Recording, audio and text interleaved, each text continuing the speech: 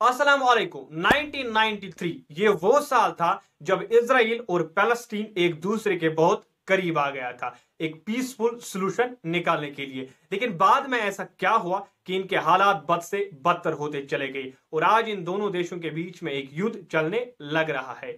और कैसे इजराइल देश बना और कैसे शुरुआत हुई इन दोनों देशों के कॉन्फ्लिक्ट की, आज के बारे में जानने के लिए हमें इनका इतिहास समझना बहुत जरूरी है। तो आज की इस वीडियो में हम डिटेल में जानेंगे इन दोनों देशों के इतिहास के बारे में। तो बने रहिए आज के हमारी इस वीडियो के साथ। अगर आप हमारे चैनल पर नए हैं तो हमारे चैनल को सब्सक्राइब कीजिए और बेल आइकॉन दबाइए ताकि हमारी आने वाली जो भी वीडियो है वो आप तक पहुंचे सबसे पहले। कहा जाता है कि जीसस का जन्म एक जूस फैमिली में हुआ था और कुछ क्रिश्चियंस मानते थे कि ज्यूज इन्हें क्रूसिफाई करवाना चाहते हैं।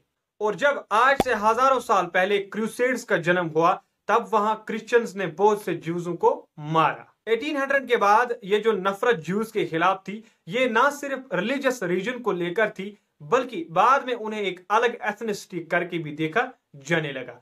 अब जो ज्यूज थे वो सोचने लगे कि हमें तो अब कोई कंट्री अपना नहीं मानती, वो अब अपना एक अलग देश चाहती थी। वो चाहते थे कि हम एक ज्यूस कंट्री बना लें। एक ऑस्ट्रियो हंगेरियन जर्नलिस्ट अपने 1896 के पैम्फलेट में एक नए पॉलिटिकल मूवमेंट की शुरुआत करता है, ज़ायोनिज्म। और वो कहता है कि ज्यूज को अपनी एक अलग कंट्री मिलनी चाहिए, उनको अपना अलग एक देश मिलना चाहिए। और इन्हीं कुछ वजहों से 1881 में कुछ लार्ज स्केल माइग्रेशन देखने को मिली ज्यूज की। ज्यूज पैलेस्टीन के कई एरियाज में अपने परमानेंट सेटलमेंट्स बनाते हैं और वहां रहने लगते हैं। अब उन्होंने पैलेस्टीन के एरिया ही को क्यों चुना? क्योंकि ये एक होली प्लेस था और इस समय तक ना कोई इजराइल था, ना कोई वेस्ट बैंक था और ना कोई गाजा था। ये सारा एरिया पैलेस्टीन का था जो ऑटोमन अंपायर के अंडर आता था। और ऑटोमन अंपायर के अंदर क्रिश्चियंस, मुस्लिम्स, ज्यूज एक दूसरे के साथ पीसफुली रहते थे। अब हम फॉरवर्ड करते हैं साल 1915। वर्ल्ड वॉर चलने लग रही थी। ब्रिटिश, फ्रेंच, अरब रेवोल्यूशनरीज और ऑटोमन अंपायर के खिलाफ जंग लड़ी जा रही है। अब यहां पर ब्रिटिश चालाकी करता है, वो अरब रेवोल्यूशनरीज से कहता है कि तुम हमारी मदद करो ऑटोमन अंपायर को हराने में, हम तुम्हें बदले में पैलेस्टीन देंगे। और इसी तरह का प्रॉमिस वो ज्यूज के साथ करते हैं और उनसे कहते हैं कि तुम हमारी मदद करो इनको हराने में और बदले में हम तुम्हें अपना देश बनाने में मदद करेंगे।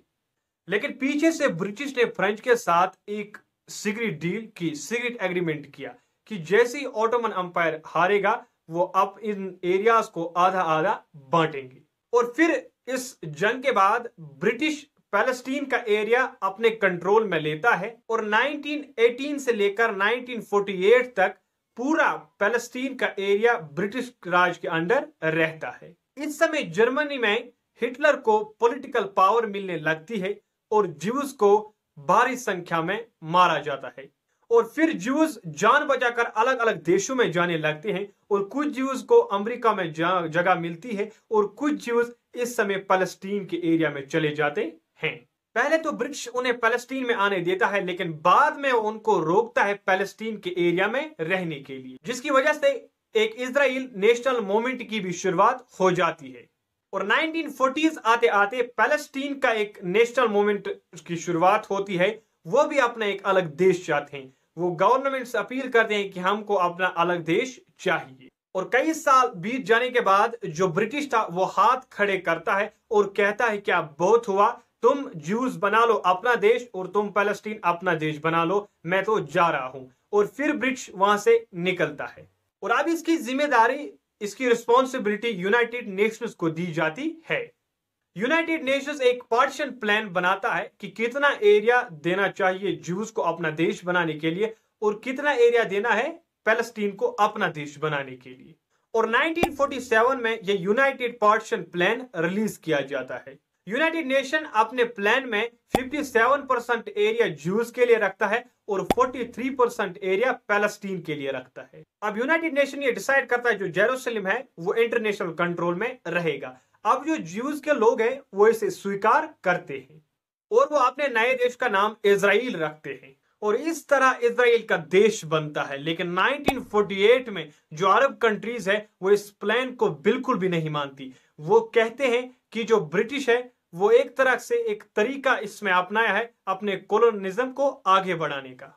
फिर वो इजराइल के खिलाफ जंग छेड़ देते हैं, लेकिन हैरानी की बात यह होती है कि इजराइल ये वॉर जीत जाता है। अब इसके बाद पार्टीशन के अकॉर्डिंग जो पार्टीशन किया गया था उसमें जो एरियाज पैलेस्टीन को दिए गए थे, अब उनके कई एरियाज में इजराइल कब्जा कर लेता है, वो उन पर कब्जा कर लेता है। अब जो एरिया है वो उनके पास नहीं बचता, यानी जो पैलेस्टीन के लोग हैं अब उनके पास कोई भी जगह नहीं बचती रहने के लिए। करीब 7 लाख लोग पैलेस्टीन के रेफ्यूजीज बन जाते हैं, वो अलग अलग देशों में जाते हैं। इसके बाद इजराइल और अरब में दूसरी वार हो जाती है, लेकिन इजराइल ये आसानी से जीत जाता है और अब पैलेस्टीन के लोग अपना खुद का देश चाहते हैं और 1967 में फाउंडेशन होती है पैलेस्टीन लिबरेशन ऑर्गेनाइजेशन की।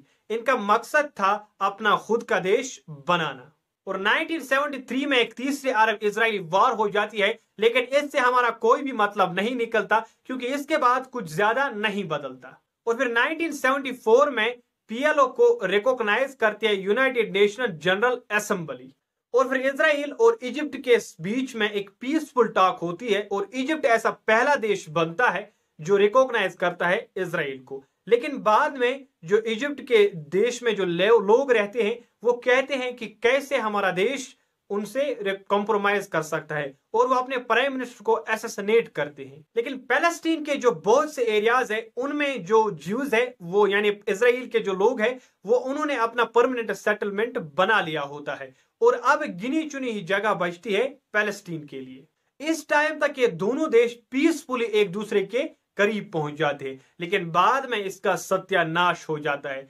जब कुछ कट्टरवादी जो लोग होते हैं इजराइल में वो अपने प्राइम मिनिस्टर को असैसिनेट करते हैं। वो कहते हैं कि कैसे हम पैलेस्टीन के साथ कंप्रोमाइज कर सकते हैं और इस इंसिडेंट से 5 साल पहले पैलेस्टीन के कुछ कट्टरवादी मिलकर एक ग्रुप बनाते हैं जिसे नाम दिया जाता है हमास ग्रुप। ये कहते हैं कि जो पीएलओ वाले हैं वो एक सेक्युलर बात करते हैं, लेकिन हम तो इजराइल को दुनिया के नक्शे से ही मिटाना चाहते हैं। तो ये सिचुएशन है आज के दिन की इजराइल और पैलेस्टीन की। आज इजराइल के बहुत सारे लोग ऐसा चाहते हैं, वो कहते हैं कि हमें पूरा का पूरा वेस्ट बैंक का एरिया चाहिए और जो पैलेस्टीन के कुछ लोग कहते हैं कि हमें इजराइल को पूरी तरह मिटा देना है। आज की वीडियो में बस इतना ही। तो उम्मीद करता हूं कि आपको ये जानकारी अच्छी लगी होगी और हमारी आज की वीडियो पसंद भी आई होगी। ऐसी ही वीडियोस को देखने के लिए हमारे चैनल को सब्सक्राइब कीजिए और बेल आइकॉन दबाइए ताकि हमारे आने वाली जो भी वीडियो है वो आप तक पहुंचे सबसे पहले। तो अगले वीडियो तक के लिए खुदा हाफिज।